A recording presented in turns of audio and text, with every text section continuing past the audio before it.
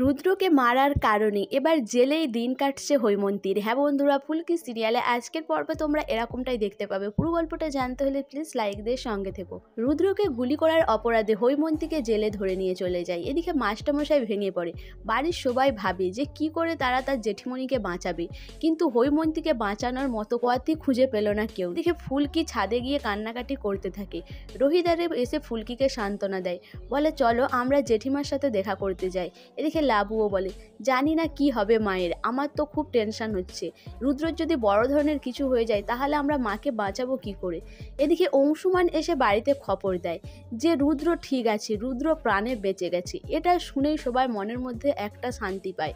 তারা ভাবে এবার হয়তো জেঠিমণি ছাড়া পাবে। এদিকে ফুলকি বলে যে জামাইবাবুর যেহেতু কিছু হয়নি তাহলে জেঠিমাকে ছেড়ে দেবে তো।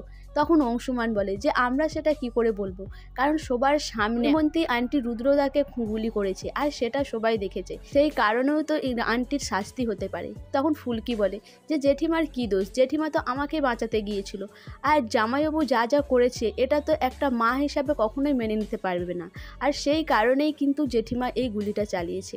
তখন ফুলকির কথা শুনে সবাই বলে যে আমরা বুঝলাম, কিন্তু কোর্ট তো এটা বুঝবে না, কিন্তু আমরা মাকে ছাড়াবো কি করে, মাকে তো ওই অবস্থায় জেলে রাখতে পারি না, এই সব লাবু বলতে থাকে।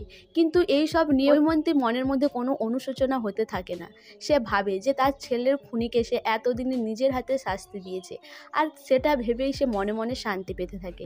সো বন্ধুরা, তাহলে কি রুদ্রকে গুলি করার অপরাধে হৈমন্তীর কি জেল হয়ে যাবে, না সমস্ত দিকটা বিবেচনা করার পরে কোর্ট থেকে হৈমন্তীকে ছেড়ে দেওয়া হবে? তো তোমাদের কি মনে হয় অবশ্যই আমাকে কমেন্ট করে জানাবে। আর আমার ভিডিওটা ভালো লাগলে প্লিজ সাবস্ক্রাইব করে দিও, আর ফেসবুক থেকে দেখলে অবশ্যই ফলো করে দিও, আর তার সাথে সাথে একটা লাইক করো আর শেয়ার করে দিও।